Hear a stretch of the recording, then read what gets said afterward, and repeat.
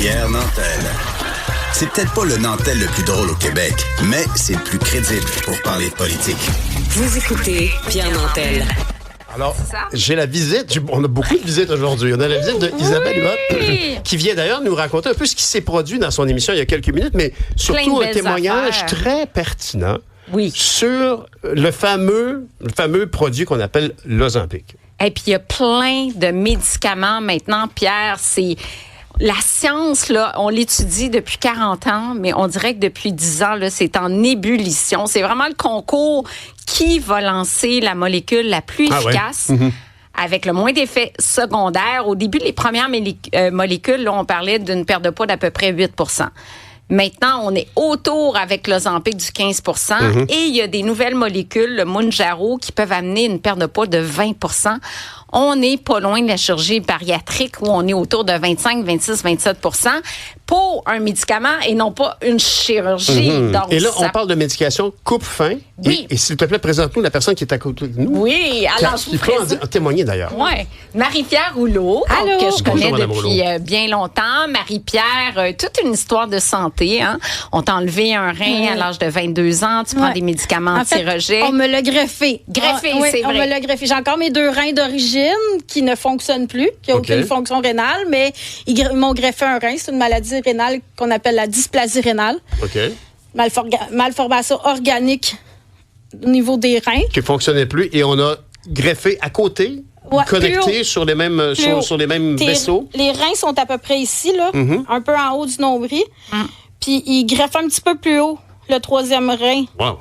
Ton greffon qui appelle. Puis il en greffe toujours. Ça fonctionne quand même bien. Oui, ça va faire. Ça fait. C'était en 2012. En 2012. Mais là, il y a d'autres problèmes de santé. Le diabète s'est installé et tu souffres d'hyperphagie boulimique. Donc, je ne sais pas si tu sais ce que c'est, Pierre. Ben, j'ai entendu le mot boulimique. Je pense que tout le monde sait ce que c'est. Oui, mais c'est pas, on ne se fait pas vomir. C'est pas la même chose parce qu'une personne boulimique va manger une grande quantité d'aliments dans un court laps de temps. Ça peut être 2000 calories, là, très, très vite. Puis après, il y a des conduites d'expulsion. On se fait vomir, on s'en veut courir pendant 3 heures, on veut rejeter les calories ingurgitées, des laxatifs, etc. Dans le cas d'hyperphagie, on mange une grande quantité d'aliments dans un court laps de temps, mais il n'y a pas de conduite d'expulsion. Fait que là, il y a un grand sentiment de culpabilité qui s'ensuit, des malaises, des ballonnements. Quand tu manges 3000 calories, tu te sens pas bien. Tu en souffres depuis longtemps, Marie-Pierre. Et le fameux, le temps qu'à faire, là. Quand t'es rendu au lendemain, t'as dit, t'as fait une crise la veille, puis le lendemain, tu te pèses, puis tu dis, là, j'ai pris 2 livres, là. Juste avec les conneries que j'ai faites, là, tu fais comme, tant qu'à faire. On va continuer. De toute façon, je suis pas bonne, je suis une ci, je suis une ça. C'est ça. Tu fais de l'auto-infligation, d'insultes envers toi-même. Puis une grande détresse psychologique. Puis c'est ce qu'on essaie en thérapie, de défaire les temps qu'à faire, tu sais, de dire, OK, j'ai pas mangé parfaitement, mais ma semaine n'est pas foutue. J'ai fait des efforts toute la semaine, j'ai bien mangé, je sais ton assiette à peu près, mais de toujours mettre l'accent sur ce qui était négatif, c'est une chute d'estime de soi, on va se le dire. Tu te sens pas bien, la grande détresse qui est là. Il y a des périodes où ça va bien, des périodes où ça va moins bien. Mais même quand ça va bien, quand tu ressens une émotion intense, comme je disais tantôt dans l'émission précédente, moi, j'ai un trouble de la personnalité limite. Fait que les émotions sont tout le temps à l'extrême. Sont tout le temps dans le tapis, que ça soit positif ou négatif. Fait que comme je donnais comme exemple, je suis contente de venir ici, ben je risque de sortir de là, je vais peut-être aller manger de quoi que je serais pas censée, puis que mon diabète va faire paf. Pour te féliciter, pour te remercier de ton effort, et puis en bout de ligne, si ça va pas bien, tu vas te consoler avec le repas aussi. Exact. Je peux même manger en double jusqu'à temps que je sois pleine, prête à exploser. Merci.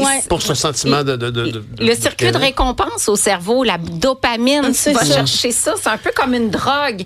Tu te dis, mon Dieu, j'ai besoin de ce niveau d'excitation-là. C'est pire que la dépendance, que de la drogue. La nourriture, c'est une nécessité dans la vie. On a besoin de nourriture. Mais c'est quand que ça va dans l'extrême. De boire, mais c'est ça, tu as des thérapies. On peut pas arrêter de manger. Mais dans cette problématique-là, oui, l'Ozempic peut devenir un outil dans le coffre à outils. Oui, exact. Parle de ton expérience sur l'Ozempic. L'Ozempic, ça peut être une bonne affaire parce que oui, j'ai perdu 50 livres. Comme plusieurs personnes en ont perdu beaucoup. Sauf que ça te rend fatigué, t'as des ballonnements, t'as des gaz, t'as des migraines. Des migraines à n'en plus finir. Puis je me suis même rendue avec une migraine en temps duré 4 jours. Hey boy. Je me suis remboursée à l'hôpital aussi après 4 jours. Parce que ceux qui font pas de migraine, ça pas c'est quoi la douleur d'une migraine. Moi, j'en fais des migraines, là, c'est là. terrible. Là. T'as le goût de vomir, t'es couché dans le noir, c'est quelque chose. Exact. Puis, c'est tous ces symptômes-là, tout ce qui est au niveau lâché l'Ozempic, mais maintenant, tu es sur une nouvelle molécule qui ressemble beaucoup, qui a le même principe d'action. Oui, mais qui a 10 fois moins d'effets secondaires. C'est le Trulicity. Le nom pharmaceutique, là, je sais pas, là, mais... Mais c'est le nom de commerce. Oui, c'est ça, le nom de commerce, là, c'est Trulicity. C'est le nom de commerce. Il est pas aussi en termes de date, il est plus nouveau que que l'Ozempic. Mais je te dirais qu'avec l'expérience, ça va super bien. Je perds mon poids de façon plus raisonnable, par contre, parce que sur l'Ozempic, tu vas perdre ton... C'est trop drastique. C'est drastique. C'est quasiment, comme elle disait, une chirurgie bariatrique.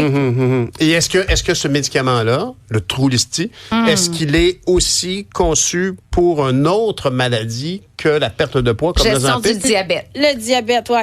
C'est tous le même principe, des analogues GLP-1 pour imiter une hormone de la famille des incrétides. GLP-1, t'es incroyable. Oui, tu portais bien ça, qui est de la famille des incrétides, qui est sécrétée par l'intestin quand on mange et qui envoie un signal au cerveau qu'on a assez mangé.